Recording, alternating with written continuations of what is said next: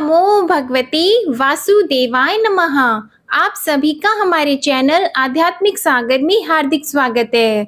आज मैं आप सभी के समक्ष आषाढ़ मास महात्म्य का अध्याय 19 प्रस्तुत करने जा रही हूँ। आषाढ़ मास महात्म्य के प्रथम 18 अध्याय हमारे चैनल पर अपलोडेड है। आप उन्हें प्लेलिस्ट में जाकर सुन सकते हैं।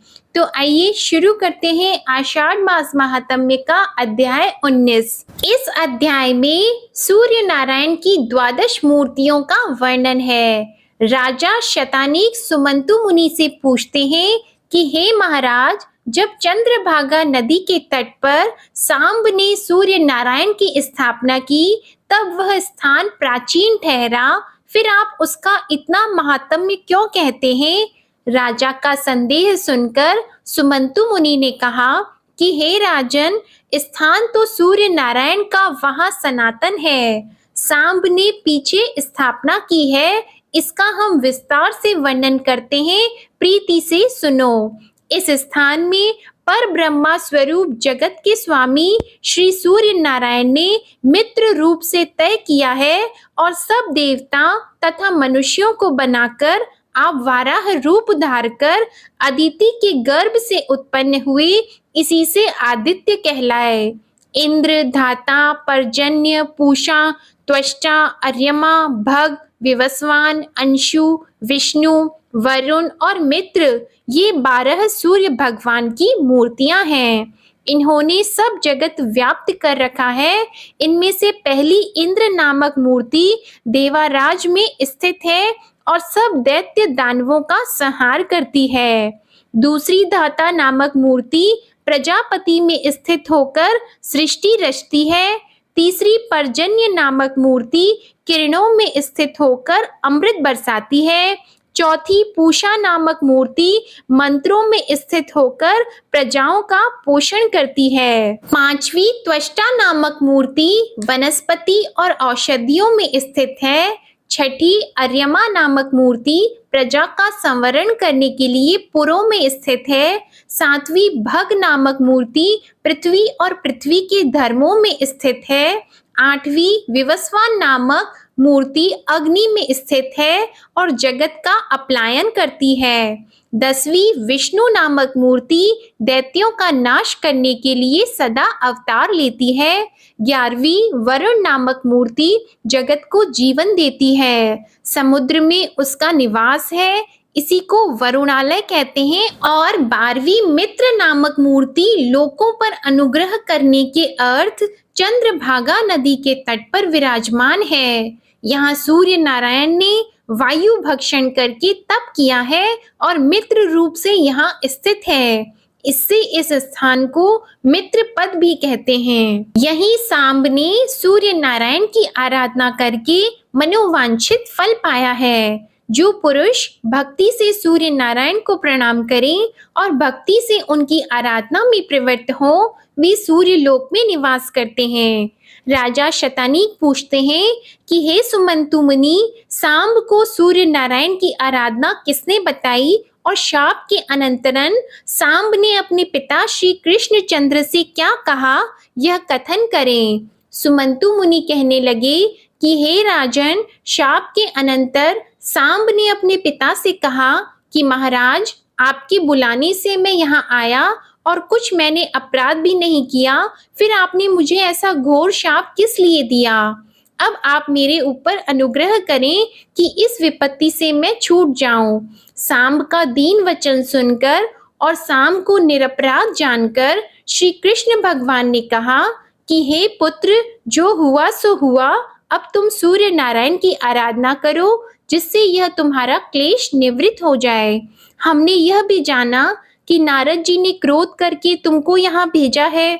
अब तुम नारद जी को ही प्रसन्न करके उनसे ही सूर्य नारायण की आराधना का विधान सीखो, वही अनुग्रह करके तुमको सिखाएंगे। पिता का यह वचन सुनकर अति विकल और शोकातुर हुआ सांब नारद मुनि को ढूंढने लगा। एक दिन नारद जी द्वारका में श्री कृष्ण भगवान से मिलने को आए। तब सांब ने नम्रता से उनके चरणों में प्रणाम किया और हाथ जोड़कर प्रार्थना की कि हे महाराज, आप मुझे ऐसा उपदेश दें जिससे मेरा शरीर आरोग्य हो जाए और इससे सारे दुख मिट जाएं। नारद जी ने कहा कि सब देवता जिसका पूजन और स्तुति करते हैं, तुम भी उनका पूजन करो, तब तुम्हारा रोग निवृत्त हो जाएगा। साम ने पूछा कि महाराज, वे देवता किसका पूजन और स्तुति करते हैं? आप ही कहें, मैं उनकी शरण में जाऊं।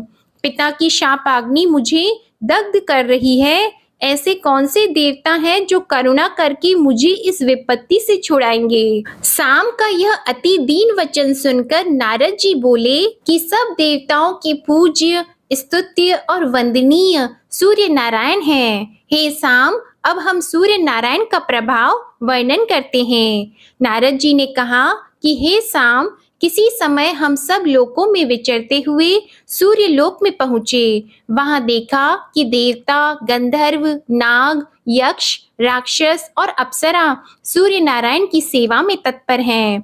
गंधर्व गाते हैं, अप्सरा नृत्य कर रही हैं, राक्षस, यक्ष और नाग शस्त्र धारण किए रक्षा के लिए खड़े हैं। ऋग्वेद, यजुर्वेद और सामवेद शरीर धारे स्तुति कर रहे हैं।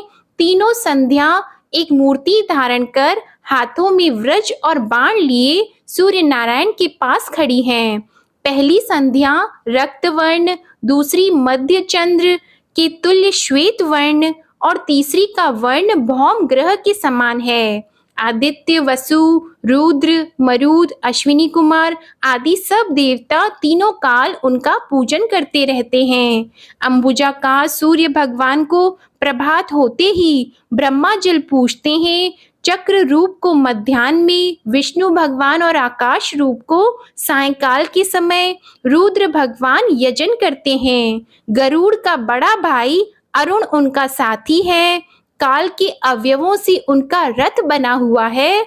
हरे रंग के छंदोरूप 7 घोड़े उस रथ में लगे हैं। रागी और निक्षुभा नामक 2 भार्या सूर्य नारायण की दोनों ओर बैठी हैं तथा और भी देवता हाथ जोड़े चारों ओर खड़े हैं। पिंगल लेखक, कलमाक्ष पक्षी, माठर, दंडनायक आदि गण आगे पीछे सेवा में स्थित हैं। ब्रह्मा आदि सब देवता और ग्रह स्तुति कर रहे हैं। ऐसा प्रभाव सूर्य नारायण का हमने देखा। इससे जाना कि वे ही सब देवताओं के पूज्य हैं। इसलिए हे साम, तुम भी उनकी शरण में जाओ। नारद जी का वचन सुनकर सांब ने पूछा कि महाराज, भली भांति श्रवण करना चाहता हूँ कि सूर्य नारायण सर्वगत क्यों हैं, उनकी किरणें कितनी हैं, मूर्तियां कितनी हैं, रागी और निक्षुभा नामक उनकी भार्या कौन है, पिंगल लेखक और दंडनायक क्या काम करते हैं, कलमाक्ष पक्षी कौन है, यह सब शास्त्र के अनुसार ठीक ठीक वर्णन करें, जिससे मैं भी सूर्य नारायण का प्रभाव जानकर उनके शरणागत हो जाऊं। नारद जी कहते हैं कि हे साम, अब हम विस्तार पूर्वक सूर्य नारायण का वर्णन करते हैं, तुम प्रीति से श्रवण करो। जगत का कारण सत सदात्मक है, जिसको अव्यक्त, प्रधान और प्रकृति भी कहते हैं। गंध, वर्ण, रस से हीन, शब्द, स्पर्श आदि से रहित, अनाद्यंत, अज, सूक्ष्म, अनाकार और अविज्ञेय पुरुष जो जो इच्छा करता है, सब अव्यक्त से उत्पन्न होता है।